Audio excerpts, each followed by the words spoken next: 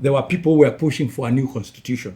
So then they had agreed that they go with what you'd call the Bomas of Kenya new constitution, Bomas or whatever, or I think kina Yash, Ghai, kina Lumumba, they had come up with a very good document, and Kibaki was not for it, but I think he was pushed to the corner, so he agreed, and then there was a referendum because here now the NAC government kind of split.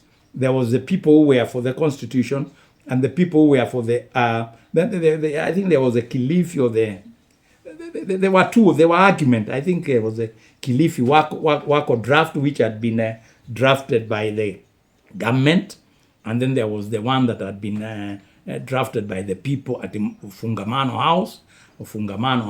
That was, I think, the Bomas of Kenya draft, or the one that Wananchi were for, and that's how that was the one that became orange.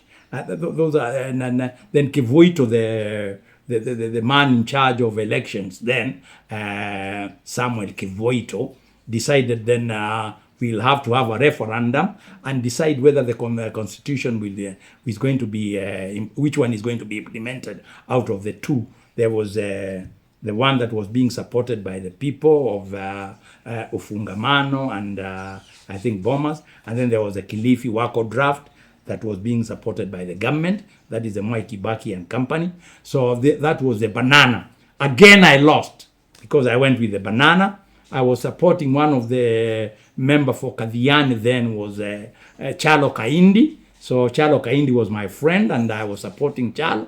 So I went with the banana, but at least again we lost. I think that was a decade of my losing in politics, because I was becoming selfish.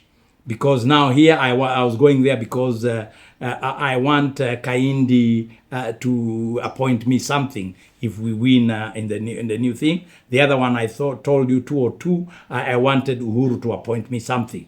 So you see, every time you go into politics with some selfish interest, I think God sees. Nafikiri God sees and says, no, this man is not genuine. But anyway, Orange won. And the constitution was defeated because the banana was defeated, because it was either you vote banana against for the constitution, or orange for not the constitution.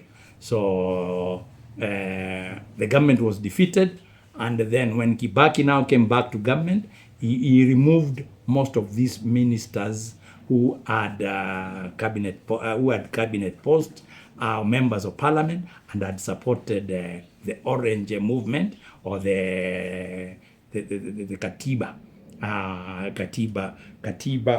ya wananchi, the mfangano katiba, the one that wananchi wanted. So the government won. The Wako draft was defeated. I think that's the Wako draft or whatever it is, but the government one was defeated. And then there was no constitution to be amended. But when these people were removed from government, there was a big reshuffle. Kibaki did a big reshuffle, and then he came with a new cabinet, new government, and continued.